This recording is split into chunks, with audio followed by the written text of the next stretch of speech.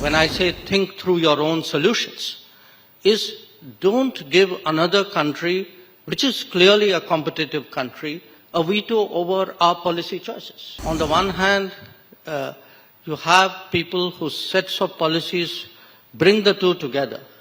And then you say, beware of them coming together.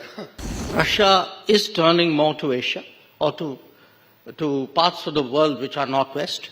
I think it makes sense to give Russia multiple options. What is the settling point of the relationship between China and India? Is there a settling point? What if the China-Russia relationship strengthens? What if it doesn't turn out in the way that India hopes? Here's the problem. Both of us are rising, obviously at a different pace with different starting points. I think the Chinese started off earlier, much more intensively and robustly than we did. But it's in the nature of things that, at some stage everybody flattens out, so there'll be a period where they'll be flattening out and we'll be growing. I'm not in denial of, what the numbers today suggest, but if one looks, for example, at the Goldman Sachs prediction, which is that we'll both really, by about 2075, end up as $50 trillion economy plus, and will be the two closest to each other. Now, the international relations version of that issue would be, if both of us are moving vis-a-vis each other and vis-a-vis the world, how do we construct an equilibrium? That there will be occasions when one or the other would want to change, to do something to press home a particular advantage, and the other will resist it. Here's the immediate issue, which is, from the 1980s, really, late 80s, we had an understanding on the border, precisely because it suited both of us. Now, there was a departure after after 30 years, a departure on their side in terms of how they behaved on the border. And there's a pushback from our side.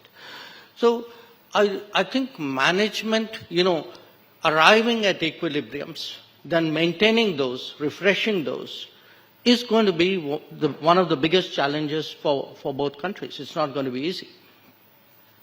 The bit which, the mind games which will be played would be, it's just between the two of us. There's nobody, the other 190 odd countries in the world don't exist in our relationship. That will be the mind game which will be played. I don't think we should play it. Because if there are other factors out there in the world which can be harnessed by me to get better terms on an equilibrium, why should I forego that right? So part of, today, when I say think through your own solutions, is don't give another country, which is clearly a competitive country, a veto over our policy choices. And unfortunately, in the past, that has happened from time to time.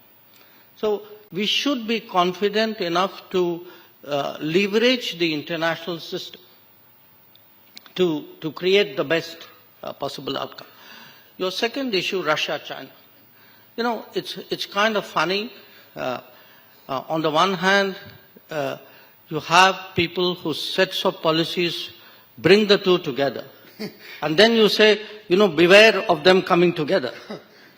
So, okay, I can see the reality out there, but I think it's very much in, certainly in Indian national interest, but I would suggest actually in global interest, that when Russia, what's happened today with Russia is essentially a lot of doors have been shut to Russia and the West. Okay, we know the reasons why.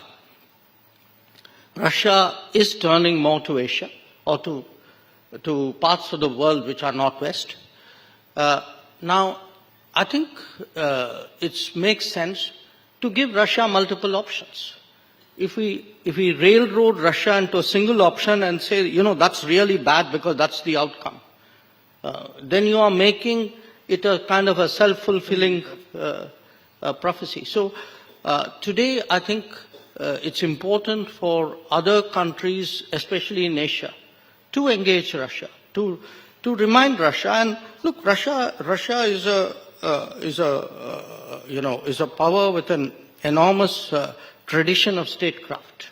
Such powers would never put themselves, into a single relationship of a overwhelming nature. It would go against their grain.